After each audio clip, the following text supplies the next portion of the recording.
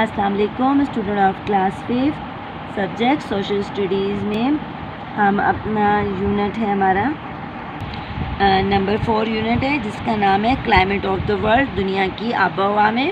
ٹھیک ہے، کل ہم نے اس میں آب و ہوا کے لحاظ سے کچھ زونس کی ریڈنگ کی تھی. ٹھیک ہے، یہ اس کا ہی دیا ہوا ہے کہ ٹیمپریٹ زون، ٹروپیکل زون اور فریز زون دکھائے گئے ہیں. کہ آج ہمارا ٹاپک ہے وہ ہے کلائمیٹک ریجن آف پاکستان. آج ہم پاکستان کے آب و ہوا کے لحاظ سے خطوں کے بارے میں پڑھیں گے کہ آب و ہوا کے لحاظ سے پاکستان کے کون کون سے فیکٹرز ہیں، کون کون سے خطے ہیں، زون ہیں. جی ہم کہہ سکتے ہیں پاکستان کے آب و ہوا کے خطے. ٹھیک ہے، Pakistan can be divided into the following climatic regions. Pakistan کو آب و ہوا کے لحاظ سے مندرجہ ذیل خطوں میں تقسیم کیا گیا ہے. Keeping in view the various climatic factors. اور اب ہم دیکھتے ہیں کہ اس میں مختلف آب و ہوا کے کون سے عناصر ہیں، مختلف عناصر ہیں جن پہ اثر ڈالتے ہیں.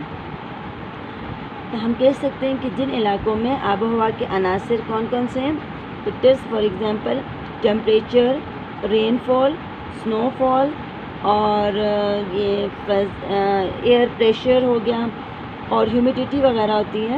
ٹھیک ہے، جن کی نوعیت وغیرہ میں عموماً یکساں خصوصیت ہوتی ہے، یعنی ہر جگہ کے علاقے میں یہ تو کچھ نہ کچھ اس میں سے آپ کو خصوصیت ملتی ہے. انہیں ہم ایک آب و ہوا کا خطہ کہتے ہیں. ٹھیک ہے، کہ جن علاقوں میں آب و ہوا کے جو فیکٹرز ہیں جن کے میں نام بتائیں، یہ ان میں اگر یکسانیت ہو، ان کی ایک جیسے ہوں، تو ان کو ہم آب و ہوا کا ایک زون، ایک خطے کا نام کہیں گے.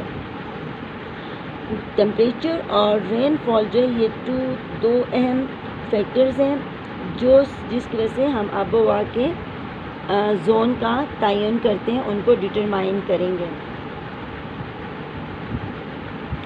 جی پاکستان کو یہ جو چار آپ کو نظر آ رہے ہیں آب و ہوا کے لحاظ سے تقسیم کرنے میں، یہ خطے مشہور جغرافیہ دان قاضی سعید الدین احمد نے 1948 میں پاکستان کو آب و ہوا کے لحاظ سے بنیادی طور پر 4 خطوں میں تقسیم کیا. ٹھیک ہے، ان خطوں کو کس نے تقسیم کیا؟ مشہور جغرافیہ دان قاضی سعید الدین احمد نے 1948 میں. پہلا ہے سب ٹراپیکل کانٹیننٹل ہائی لینڈ، نیم منطقہ ہارا کے براعظمی بلند علاقے. نمبر 2 سب ٹراپیکل کانٹیننٹل پلیٹیو، نیم منطقہ ہارا کے براعظمی سطح مرتفع کے علاقے. نمبر 3 سب ٹراپیکل کانٹیننٹل لو لینڈ، نیم منطقہ ہارا کے براعظمی کم بلندی کے علاقے. نمبر 4 سب ٹراپیکل کوسٹل ایریاز، منطقہ ہارا کے ساحلی علاقے. کلیئر ہو گیا؟ یہ 4 وہ آب و ہوا کے لحاظ سے خطے ہیں جن کو مشہور جغرافیہ دان قاضی سعید الدین احمد نے 1948 میں ڈیوائڈ کیا. ابھی آپ نے بک میں دیکھ سکتے ہیں کلائمیٹ زون آف پاکستان، جو پر آپ کو انہوں نے کی دیا ہوا ہے، کی میں دکھایا ہوا ہے. یہ جتنا بھی گرین ہے، سارا گرین پورشن یہ سب ٹراپیکل کانٹیننٹل ہائی لینڈ ہے. اس کے بعد ریڈ، ٹھیک ہے، یہ ہے سب ٹراپیکل کانٹیننٹل پلیٹیوز، یعنی سطح مرتفع پاکستان کے علاقے میں بہت ہی تھوڑا سا ہے. سب ٹراپیکل کانٹیننٹل لو لینڈ، نیم منطقہ ہارا کے براعظمی کم بلندی، یہ سارے لو لینڈ کم بلندی کے علاقے ہیں. جبکہ کوسٹل ایریاز، کیونکہ یہاں پہ یہ عربین سی ہے، اس لیے کوسٹل ایریاز ہمارے پاس صرف بس یہ تھوڑے سے ہی ہیں. آپ کو پتہ ہے کہ پاکستان کے ساؤتھ میں عربین سی ہے. ٹھیک ہے، پاکستان کے 4 سائڈ پر کنٹریز ہے جس نے اس کو لاک کر دیا، لیکن اس کے ساؤتھ میں عربین سی ہے جس کی وجہ سے اس کا ایک سائڈ اوپن ہے. فرسٹ جو خطہ ہے وہ ہے سب ٹراپیکل کانٹیننٹل ہائی لینڈ، نیم منطقہ ہارا کے براعظمی بلند علاقے. This region consist of the northern, north western and western highland. اس میں کون کون سے آتے ہیں؟ شمالی، شمال مغربی اور مغربی ہائی لینڈ، مغربی بلند خطے.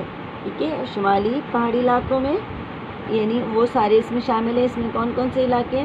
مری، Chitral, Swat, Zhob, Quetta, Makran etcetera are including in this region. اس علاقے میں جو شہر شامل ہیں وہ مری ہے، سوات ہے، چترال ہے، ذوب ہے، کوئٹہ، مکران وغیرہ کے علاقے اس میں شامل ہیں.